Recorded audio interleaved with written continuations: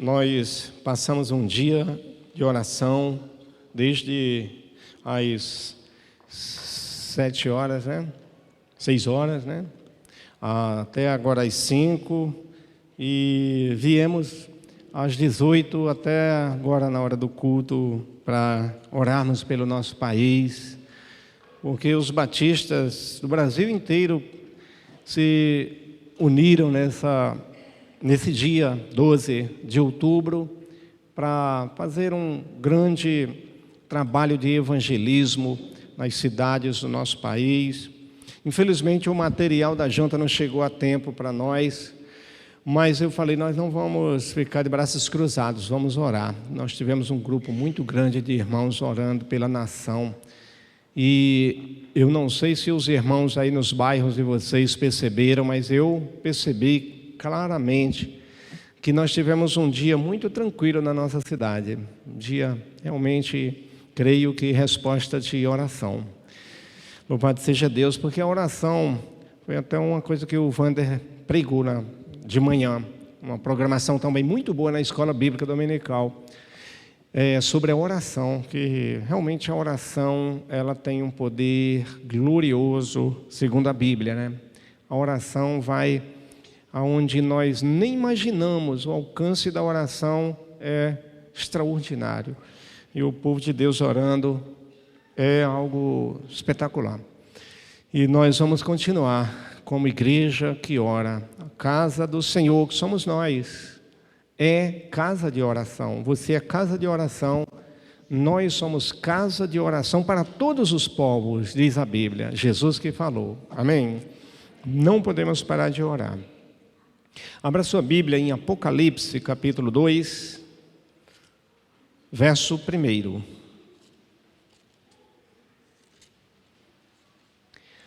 Apocalipse 2:1. Nós teremos uma vigília no dia 31 de outubro, já está sendo divulgado aí nos grupos, no grupo da igreja, e é o dia da reforma. Vamos orar nesse dia juntos também, como igreja, como povo de Deus. A oração, como essas orações que a gente faz constantemente, agora mesmo estamos juntos aqui em oração, a oração agora no final do louvor que a Jana fez, como é precioso a gente estar junto em oração. Amém? Apocalipse 2:1 ao 7, diz assim a palavra do Senhor. Ao anjo da igreja em Éfeso escreve: estas coisas diz aquele que conserva na mão direita as 7 estrelas e anda no meio dos 7 candeeiros de ouro. Conheço as tuas obras, tanto o teu labor como a tua perseverança, e que não podes suportar homens maus, e que puseste à prova os que a si mesmos se declaram apóstolos e não são, e os achastes mentirosos, e tem perseverança, e suportaste provas por causa do meu nome, e não te deixaste esmorecer. Tenho, porém, contra ti que abandonaste o teu primeiro amor. Lembra-te, pois, de onde caíste, arrepende-te e volta à prática das primeiras obras. E se não, venho a ti e moverei do seu lugar o teu candeeiro, caso não te arrependas. Tens, contudo, a teu favor que odeias as obras dos nicolaítas, os quais eu também odeio. Quem tem ouvidos, ouça o que o Espírito diz às igrejas. Ao vencedor dar-lhe-ei que se alimente da árvore da vida que se encontra no paraíso de Deus. Oremos. Pai querido, mais uma vez, nós vamos a Ti em oração para pedir a bênção do Senhor na compreensão da Tua palavra, Senhor. A Tua palavra diz que o mundo é salvo pela pregação da palavra, pelo evangelho da salvação, e nós temos o privilégio de lermos, de meditarmos, de pregarmos, de ouvirmos, de buscarmos entendimento da parte do Senhor, para que esse projeto santo de salvação, que um dia começou em nós, se concretize até o dia final, para que as nossas almas possam se achegar sempre a Ti, segundo a vontade da palavra do Senhor. Nós oramos em nome de Jesus. Amém. Meus irmãos, a primeira coisa que eu queria dizer aqui é sobre essa igreja. A igreja lá em Éfeso. A igreja para a qual Jesus disse que ela estava sem o primeiro amor. A igreja perdeu aquele desejo por Deus.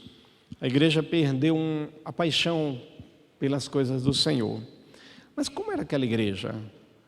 Primeiramente, a cidade de Éfeso, onde a igreja estava, logicamente, era uma cidade que se tornou a maior cidade da Ásia, naquele mundo antigo. Era uma cidade que tinha alguns motivos para se tornar, já naquela época, uma metrópole.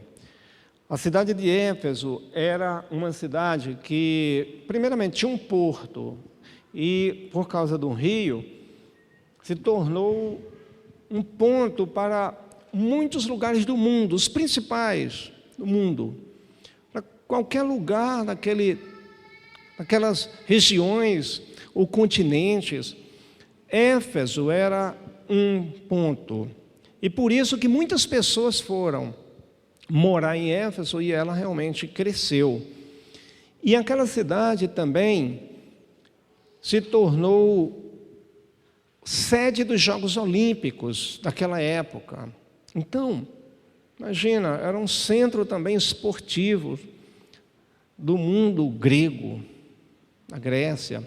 Ficava muito perto de Corinto também. E se tornou uma cidade também muito conhecida devido a isso. E outra coisa, e talvez a principal, Éfeso estava localizada nela uma das 7 maravilhas do mundo antigo, que era um templo da deusa Diana ou da deusa Ártemis. No grego, Ártemis, para o latim ou para Roma, Diana. E o templo dessa deusa era algo fabuloso. Então, era um templo, imagina, 120 metros por 70. Você imagina, cabia quantos espaços desses dentro do templo da Diana? Diversos, né? Porque isso aqui dá 20 de frente por 20 e poucos daqui de fundo, ainda vai afunilando para cá. 120 metros por 70 era o templo. Havia 120 colunas de 12 metros. Olha o espetáculo que era aquele negócio. Porém, a cidade se tornou o centro mundial da prostituição, do crime e de toda promiscuidade. E também a sede de todo o paganismo do mundo antigo. E devido também a esse lado religioso do paganismo, era comum que as pessoas pudessem receber objetos sagrados, bugigangas espirituais, dentro das suas casas que vinham de Éfeso. Mas era um centro de prostituição porque o templo da deusa Diana era um prostíbulo sagrado, porque lá havia cerca de 1000 prostitutas cultuais. O culto era celebrado, o sexo era celebrado nos cultos. E aquilo, as prostitutas saíam do templo à noite e iriam se prostituir também na cidade. Aquilo se tornava realmente uma cidade degenerada. Porém, Paulo pregou o evangelho lá e a cidade recebeu bem o evangelho. E essa cidade se tornou uma cidade com uma igreja forte, com conversões extraordinárias no local daquele. Por exemplo, Paulo, ele permanecia mais tempo nas viagens dele, além de ter ficado lá pregando e fundando a igreja. Paulo demorava-se muito lá nas viagens dele, na cidade. Imagina, Paulo pregou muito, Paulo frequentou muito, Paulo evangelizou muito, Paulo orou muito. Inclusive teve uma ocasião que Paulo se encontrou com os anciãos de Éfeso, quando ele já estava se despedindo, e a igreja já tinha irmãos que amavam, de modo que eles choraram com Paulo, abraçaram Paulo e choraram se despedindo de Paulo. Então, o cristianismo naquela ocasião já estava no início de tudo, era um cristianismo bem vivo, era uma igreja viva. E, por exemplo, também, primeiro pastor lá foi nada mais, nada menos do que Timóteo. E o principal pregador daquela cidade, e líder, e bispo daquela cidade, foi o apóstolo João. João escreveu essa carta para a igreja que ele foi pastor, e ele era um dos principais pastores da região de Éfeso. Em Éfeso era a sede e também foi. Mas olha, Priscila e Áquila, Apolo se encontravam com Paulo em Éfeso. Então era algo tremendo aquela cidade naquele momento. Há uma lenda, não está na Bíblia, né? É uma lenda cristã. A história do cristianismo diz que João, quando Jesus morreu, que Jesus falou para João, olha, apresentou Maria como a mãe dele, e ele como filho e tal. Aí tem uma lenda que diz que João pegou Maria, levou para Éfeso. Maria viveu os seus últimos dias em Éfeso, até a morte, foi sepultada em Éfeso. Não está na Bíblia, a história apenas, né? A gente não sabe se isso foi verdade. Estou falando porque frequentaram-se, vamos fazer de conta que Maria realmente viveu lá também. Então, os grandes homens e mulheres de Deus viveram naquela cidade. Então, o cristianismo se tornou uma base muito forte. O cristianismo se tornou vivo, uma igreja viva e poderosa. Mas o que aconteceu com uma igreja daquela? Que passado umas décadas, João, que viveu por volta do ano 90, quando ele escreveu, até mais ou menos o ano 90, no Apocalipse mesmo, foi no ano 90, João fala, vocês perderam o primeiro amor. Eu queria primeiramente, meus irmãos, até chegar nesse ponto do que aconteceu, dizer o seguinte: Jesus se apresenta para aquela igreja dizendo assim, olha, eu sou aquele que tem as 7 estrelas na mão, que anda no meio dos candeeiros, que era a igreja. O próprio livro do Apocalipse fala que Jesus estava falando que as igrejas são os anjos da igreja. Jesus fala que estava nas mãos dele, a liderança da igreja. E o candeeiro era a própria igreja, que Jesus anda no meio da igreja. Jesus se apresenta como aquele que sustenta a igreja. Essa palavra que fala que ele tem nas suas mãos, é a palavra grega chamada kraten, que é poder. Jesus se apresenta como aquele que tem poder sobre a igreja.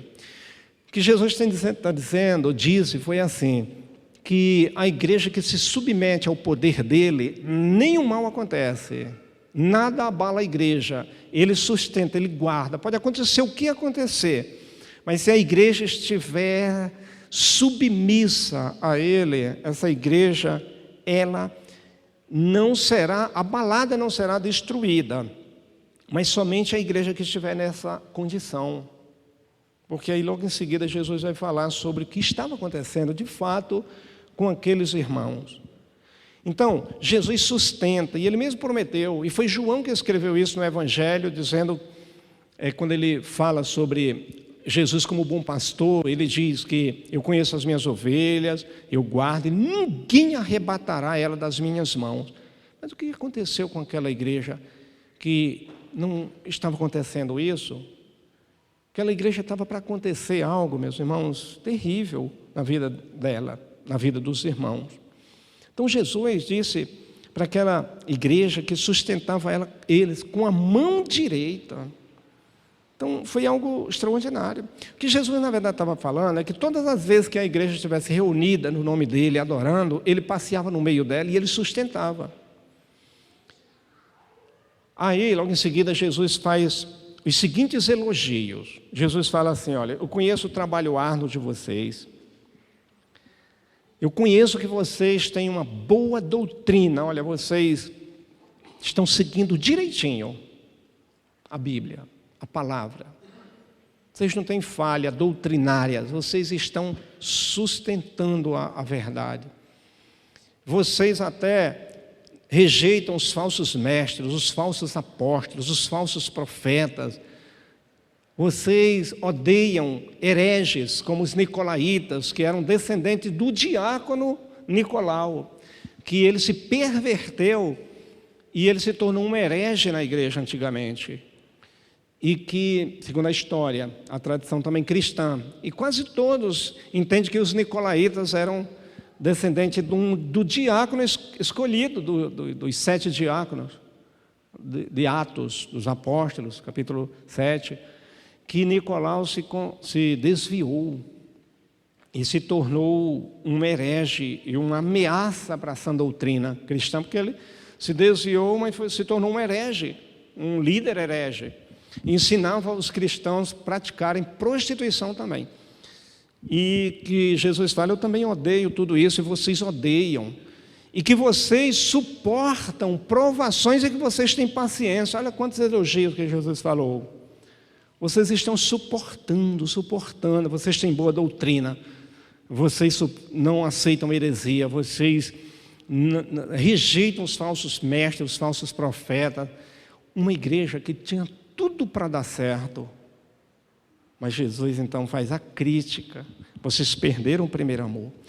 Eu fiquei pensando, por que Jesus, será que Jesus, ele desmereceu tudo de bom, e Jesus olhou para uma coisa só e falou, olha, porque Jesus, ele faz algo ali, que é muito forte, quando ele disse assim, ó, se vocês não voltarem ao primeiro amor, vocês serão destruídos.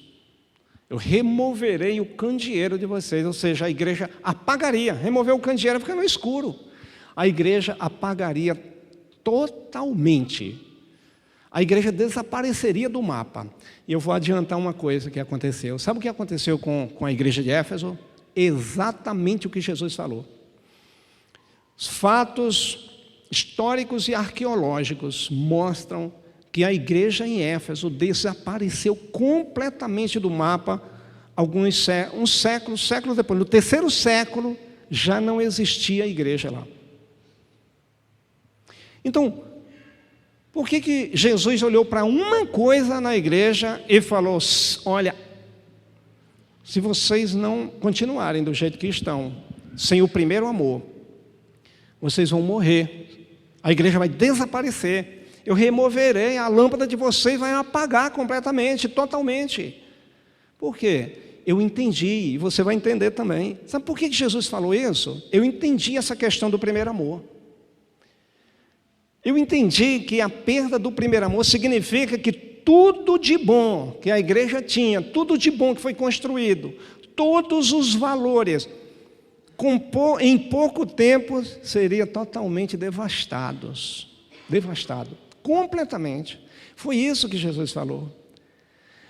A perda do primeiro amor, com o tempo, acaba com tudo que a gente tem de bom e de positivo. Não tem doutrina boa que suporte a perda do primeiro amor. Não tem trabalho cristão que seja sustentado se a pessoa perder o primeiro amor. Não tem absolutamente nada, meus irmãos, que fique de pé quando a gente perde o primeiro amor. Não tem tempo de crente, tempo de igreja, trabalho que a gente fez, convicção bíblica, teológica, conhecimento bíblico, nada fica de pé quando entra algo no coração da gente que é a perda do primeiro amor. A perda do primeiro amor, então Jesus ele nos ensina que ele corrói toda a nossa vida cristã, apaga, remove do nosso coração tudo aquilo que nós adquirimos, possuímos, tudo aquilo que foi fantástico. Meus irmãos, a perda do primeiro amor, o que significa, de fato? Na época da pandemia, a gente lutou um pouco, porque surgiram ensinos errados sobre o que era a perda do primeiro amor, coisa que a gente aprende em sala de preparação para o batismo, coisa que a gente aprende no berço da vida cristã, mas a gente vive uma época que as pessoas pregam coisas novas que não têm fundamentação nenhuma com as Escrituras Sagradas. E eu ouvi tantas bobagens das pessoas, não, perda do primeiro amor, não é bem isso não. Perda do primeiro amor é bem isso sim. Perda do primeiro amor, eu vou apenas citar aquilo que a gente já aprendeu. Eu já preguei isso aqui. Eu já devo ter pregado Apocalipse capítulo 2, muitas vezes. Você já ouviu pregações sobre isso. É importante a gente, meus irmãos, ouvir novamente. O que significa a perda do primeiro amor? Duas coisas, que essas duas coisas se tornam, na verdade, é uma só. Mas vou dividir aqui em duas, né?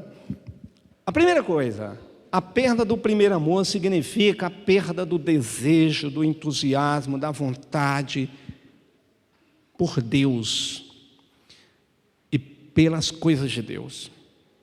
Isso vai entrando mansinho, vai penetrando no coração e na mente. Jeremias capítulo 2, versículo 2 também. Jeremias 2:2. No Velho Testamento, Deus chegou para a nação, e por algumas vezes, mas Jeremias foi assim mais direto nessa questão. E Jeremias, ele transmite aqui a mensagem de Deus numa profecia para a nação. E olha como que Deus disse para o povo que tinha perdido o primeiro amor. A nação, quando perdeu o primeiro amor, Deus disse aqui: vai e clama aos ouvidos de Jerusalém. Assim diz o Senhor: lembro-me de ti, da tua afeição, quando eras jovens, e do teu amor, quando noiva, e de como me seguias no deserto, numa terra em que se não semeia. Ou seja, Deus olhando para a nação, colocou na boca do profeta, no coração do profeta, como Deus tinha prazer de ver quando o povo estava tão entusiasmado, tão cheio de paixão e de desejo por Deus, como uma noiva, como uma paixão de um homem para com a mulher, de uma mulher para com o homem, ainda naquele momento de paixão. É isso que o profeta tinha falado. E Deus falando, eu me lembro, quando até passando pelos desertos, vocês tinham amor, desejo, paixão. Meus irmãos, essa é a primeira coisa, que é o primeiro amor. Não tem para onde correr. Não tem nada que inventar. Ninguém inventa a roda aqui, já está redondinho aqui. A perda do primeiro amor é quando as coisas de Deus, elas vão, o amor por Deus, a paixão por Deus, a empolgação por Deus, o entusiasmo por Deus, vai murchando, vai se apagando. E a gente já não tem tanta motivação, tanto prazer por tudo que antes nos enchia de vontade e de desejo. Mas em segundo lugar, e essas duas coisas são uma, é o amor cristão, é a comunhão, é o amor ao próximo, é o amor contagiante. Por que essas duas coisas se tornam uma só? É porque elas realmente andam de mão dadas, elas nunca se separam. E quem disse isso foi João, nas suas epístolas. João, ele disse que amor a Deus e amor ao próximo. E não tem como dizer que eu amo a Deus e não amo ao próximo. Essas duas coisas andam juntas. Nunca separam, não desgarra as mãos desse tipo de amor. São os mandamentos, que é um só, amor a Deus e amor ao próximo. Então aquela igreja em Éfeso, sabe o que aconteceu? Aquela igreja também se perdeu nisso, porque na verdade uma coisa faz perder a outra. Entrou certamente no coração da igreja rivalidade. Certamente entrou no coração daquela igreja, meus irmãos, ódio, disputa, falta de perdão que corrói. E isso quebrou o primeiro amor da igreja. E a igreja vai se perdendo nisso aí. E aí, nada ficaria de pé, nada resiste a essa perda do primeiro amor. A igreja vai se atropelando em tudo aquilo que ela faz. O que aquela igreja deveria fazer para voltar como era antes? Jesus dá um GPS na mão da igreja, na mão dos crentes, através da carta, Apocalipse, e Jesus dá os passos certinhos de como a igreja tinha que fazer. E eu quero também mencionar aqui o passo e o GPS aqui de Jesus. Sabe o que Jesus falou para a gente voltar ao primeiro amor? Primeira coisa, primeiro passo, primeira via, primeira rua que a gente tem que entrar aqui. Jesus falou: lembra-te de onde caíste. Primeira coisa, lembra onde tudo começou aí. Jesus falou: lembra-te de onde caíste. Sabe aquela vozinha do GPS lá quando a gente liga para achar um local? Entre à direita, pegue a rua tal. Jesus falou exatamente isso aí. Volta ao primeiro amor. O que eu tenho que fazer? Lembra-te de onde caíste. Lembra quando tudo começou. Lembra porque antes você falava assim: eu estava bem com Deus, eu estava entusiasmado, eu estava fervoroso, mas agora não. Agora eu não estou com a mesma apetite. Aí Jesus fala: lembra então aonde foi o ponto certo aí? Lembra? Lembra do filho pródigo?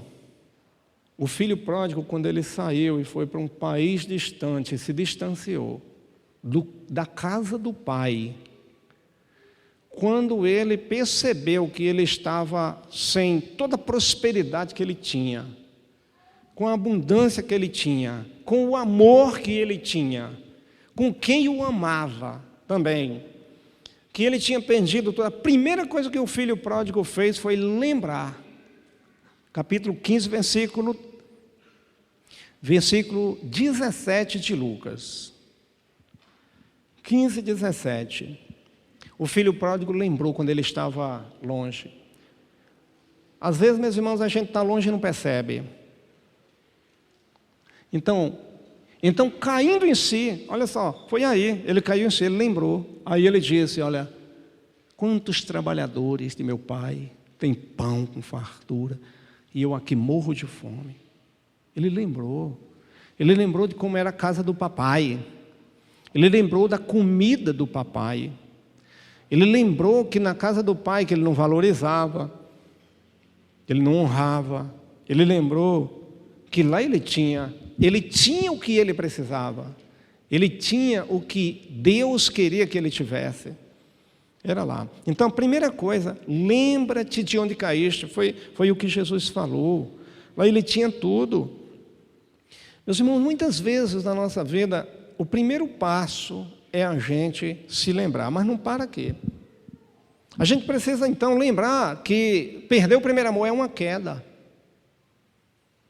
Lembra-te de onde caíste. Então, quando a gente perde aquela motivação, aquele desejo, aquela busca, aquela pegada com Deus, a gente precisa lembrar e entender que é uma queda. Poxa, eu caí, eu não estou mais fervoroso, eu não estou mais daquele jeito. Lembra-te. Mas o segundo passo, Jesus falou: arrepende-te. Não adianta só se lembrar. Se o filho pródigo ficasse naquela condição lá, eu me lembro da casa de papai. Eu me lembro que os trabalhadores do meu pai estão melhores do que eu hoje aqui. Não, ele se arrependeu. Jesus, ele falou: lembra-te, mas arrepende-te. Volta volta. Arrependimento significa isto. Muitas vezes, meus irmãos, a gente se lembra, mas a gente não se arrepende. Sabe por quê? Porque a nossa tendência, muitas vezes, é a gente ficar no lugar que a gente está. Quando a situação é de ressentimento, de intriga, de briga, de alguma coisa que entrou no coração, a gente prefere ficar com isso, com esse rancor e não aceitar a responsabilidade de que quem tem que mudar isso sou eu, somos nós. A gente prefere distribuir culpas, a gente prefere transmitir as culpas e dizer por causa disso ou daquilo. Mas olha, arrependimento é o caminho mais curto para a prosperidade e para o sucesso. Não tem outro. Arrependimento é o lugar mais próximo das bênçãos. Quando a gente tem um coração arrependido, meus irmãos, o que a gente está dizendo para nós mesmos é: eu agora quero prosperar, eu agora quero mudar, eu agora quero vencer. O filho pródigo, ele não ficou só na lembrança. Verso 18, o verso seguinte. O filho pródigo, ele se levantou, olha só, levantar-me-ei e irei. Arrependimento significa, irmão, se levantar. O arrependimento não é ficar só na lembrança e lembrar do passado. O arrependimento é quando a gente toma essa atitude: me levantarei e eu irei ter com meu pai e direi: pai, pequei. Olha, pai, eu pequei, Jesus falou: lembra-te de onde caíste. Você caiu.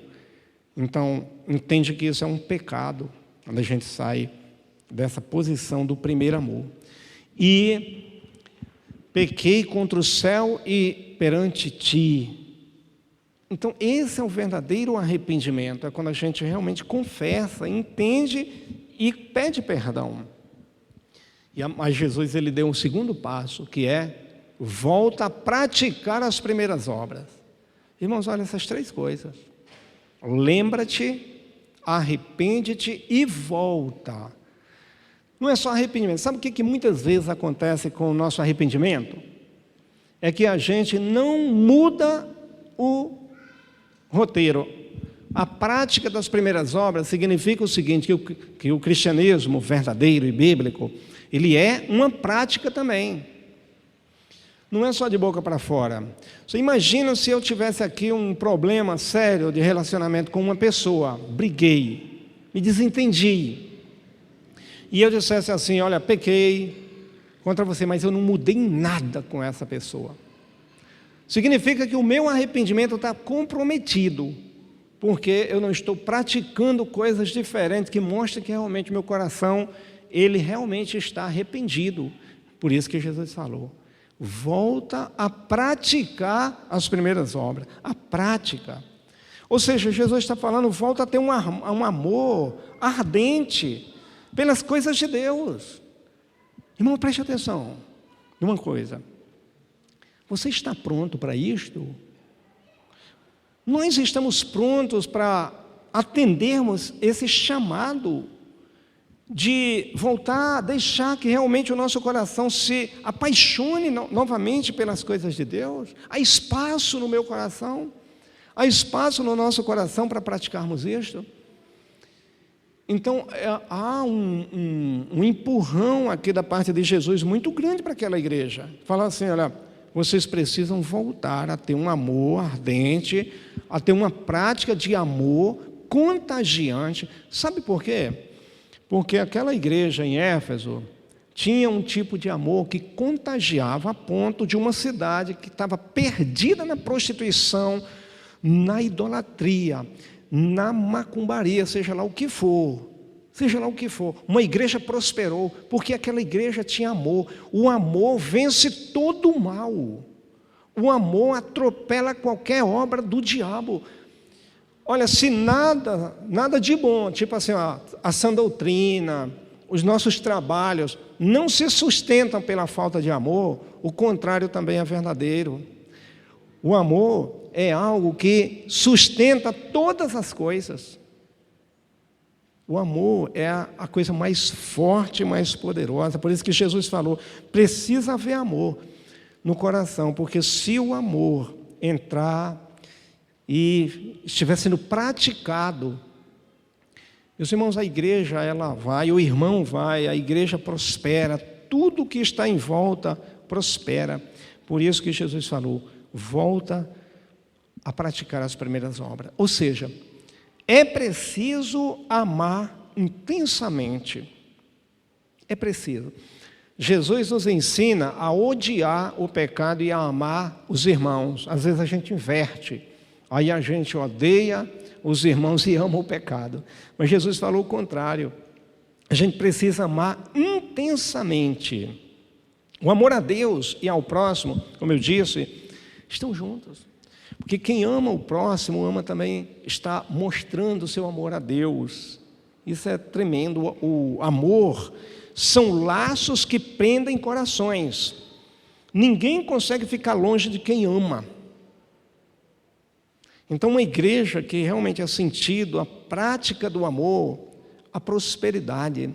O maligno, Satanás, ele odeia, porque, meus irmãos, o amor, ele vence todas as obras de Satanás. O diabo pode ter jogado a pior seta num coração, numa igreja, num casamento, num relacionamento, mas o amor, o diabo sabe disso.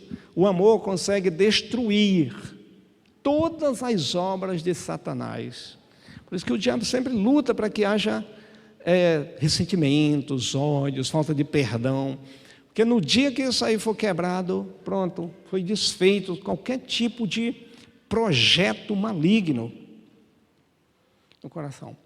Aí Jesus, meus irmãos, faz a seguinte promessa para a igreja, se ela voltasse ao primeiro amor. Jesus falou assim, ao que vencer, comerá da árvore que está plantada no paraíso de Deus. Olha como que Jesus se despede daquela igreja. Os judeus, eles sempre tiveram um pensamento de que quando o Messias viesse, Jesus, ele restauraria o que Adão tinha perdido, que era a imortalidade. E aí, todos poderiam comer da árvore que Adão foi tirada dele. E aí, quando o Messias viesse, então o Messias seria, o paraíso de Deus na terra, a árvore da vida, a imortalidade, a vida eterna. E eles poderiam comer dessa árvore da vida e podiam se relacionar de uma forma estreita novamente com o Messias. Eles entenderam certinho. Eles só não acreditaram que o Jesus que veio era o Messias. Então eles se perderam nisso. Mas Jesus é de fato o Messias. E Jesus veio. E Jesus, então, meus irmãos, é isso. É a comunhão plena com Deus. Jesus é a árvore da vida. Jesus é, sem dúvida nenhuma, a vida eterna, a imortalidade, é o paraíso, é o desfrute das delícias do paraíso. Quem está com Jesus está assim, mas a perda do primeiro amor faz com que a gente se afaste deste que é a árvore, a plena comunhão com Deus, as maravilhas e as delícias da comunhão com Deus. Portanto, Jesus falou que quem vencesse desfrutaria dessa comunhão. Quem praticasse isso, se arrependesse, era necessário então desfrutar disso. E olha, aí alguém fala, há muitas teorias a respeito desse verso, mas eu não vou longe não, eu só cito um verso, que é quando Jesus falou para o ladrão que estava na cruz, à direita dele, que aquele homem, ele disse assim, Senhor, ele acreditou em Cristo, sabia que Jesus era inocente, não deveria estar ali pagando pelos pecados. Ele falou, lembra-te de mim quando entrares no teu reino. Qual foi a resposta de Jesus? Hoje mesmo. Aonde? No paraíso. Céu, a presença plena. Hoje mesmo você estará desfrutando da eternidade, da imortalidade total, plena. É isso que significa. Meus amados, quero dar aqui, em 2 minutos, um conselho que resume tudo isso que eu falei nesse texto da Bíblia? Primeiro, nós nunca podemos perder o primeiro amor. Então, os primeiros sinais de que o primeiro amor está murchando no coração, a gente precisa parar, se arrepender e voltar a praticar o primeiro amor. Nós não podemos deixar para depois. Então, quais os sinais? Tem muitos. Como é que está meu relacionamento com Deus diário? Como é que está o relacionamento com Deus, com o meu próximo? E olha, o amor é isso, essas duas coisas juntas. Segundo, devemos pedir que o coração se aqueça e passe a arder novamente. Qual foi a última vez que a gente orou? Senhor, faz arder o meu coração novamente? Não acompanhando, foi bom acompanhar a Jana, mas assim, no pessoal mesmo, de verdade, a não ser que você tenha orado de verdade também aqui. Não sei se você percebeu na oração da Jana. Faz arder novamente. E a gente precisa lutar por isso. Senhor, eu não quero frieza na minha alma. Eu não quero me apagar, eu não quero ser essa lâmpada apagada. Eu quero me apaixonar, eu quero arder novamente. Terceiro, a perda do amor, a comunhão com Deus e a comunhão com o corpo. Eu disse, e é verdade, isso aqui, olha, é a cara e a coroa de uma mesma moeda. Quando a gente perde essa paixão por Deus, a gente perde também o outro lado da moeda, que é a comunhão. Aos poucos, a gente vai perdendo a doutrina, a gente vai perdendo o trabalho, a gente vai perdendo o ardor, tudo aquilo, o zelo que aquela igreja tinha, tudo aquilo vai sendo comprometido. É algo que a gente precisa lutar o tempo todo. Esses dois tipos do amor. O amor, ele encabeça todas as coisas. O amor encabeça o fruto do Espírito Santo. E todas as virtudes do Espírito Santo começam com o amor. Amor, paz, longanimidade, benignidade, mansidão, domínio próprio, mas é o amor. Porque o amor, ele destila todo o seu poder para as demais vertentes do poder do Espírito Santo. Quinto, perder o primeiro amor, com o tempo se perde os valores espirituais, como aconteceu em Éfeso. Já falei isso aqui algumas vezes. Sexto, viver o primeiro amor, o Espírito Santo se torna real em nós. O relacionamento com a pessoa do Espírito Santo se torna bem vivo. O relacionamento com o Espírito Santo se torna tão real e tão vivo quando a gente está cheio de amor, a ponto da gente poder sentir de uma forma real a presença do Espírito Santo. Uma pessoa que está vivendo o seu amor, o seu primeiro amor, ele está se relacionando de uma forma muito viva e real com o Espírito Santo. Sétimo, viver o primeiro amor, voltar ao primeiro amor é uma atitude de muita maturidade cristã. Sabe por quê? Porque às vezes um novo convertido, ele está no seu primeiro amor. Então, ter o primeiro amor é porque a pessoa, quando se converte, ela está entusiasmada mesmo. Ela saiu do mundo. Ela sente ainda as chamas do pecado, que levaria para o inferno. E ele está encantado com Deus, com as coisas de Deus. Então ele está entusiasmado. Mas quando o primeiro amor murcha, o tempo vai passando e a gente vai perdendo aquele entusiasmo, aquela paixão. Sabe o que acontece? Voltar precisa de muita maturidade cristã, porque às vezes, na maioria dos crentes, já está cauterizado demais. A gente se sente autoconfiança de achar que a gente vai para o inferno, que está tudo muito bem, que Deus é um Deus de amor e de perdão mesmo e ponto final. Mas voltar ao primeiro amor significa uma maturidade cristã, uma maturidade espiritual muito grande, uma força muito grande. A gente voltar a ser um crente fervoroso, porque a história mesmo é a mesma. Às vezes a pessoa está dentro da casa do Senhor, mas o coração, meus irmãos, está uma geladeira mesmo. E último, a perda do primeiro amor é a marca maior da apostasia que Jesus falou que será assim nos últimos tempos. Olha que coisa seríssima. Mateus 24, 12.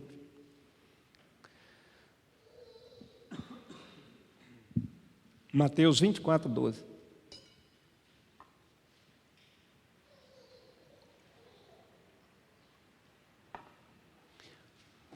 Os irmãos podem ler?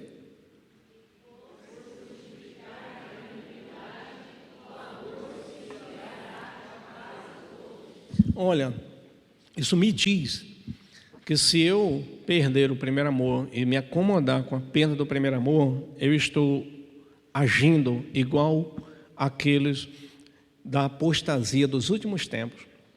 Eu estou sendo semelhante. O amor de quase todos se esfriará. Como é que está o nosso amor? Por Deus, pelas coisas do Senhor. Então essa é uma palavra chocante, que nos choca e que nos leva, meus irmãos, a desejar ardentemente a obedecer o chamado do Senhor. Lembra-te de onde caído, volta às primeiras obras, arrepende-te e volta às primeiras obras. Lembra, arrepende e volta. Vamos falar 5 vezes. Lembra, arrepende-te e volta. Terceira vez. Quarta vez, lembra-te. E por último, que jamais falte isso no nosso coração. Preciso voltar ao primeiro amor. Ao primeiro amor. Senhor, tem uma música antiga, né?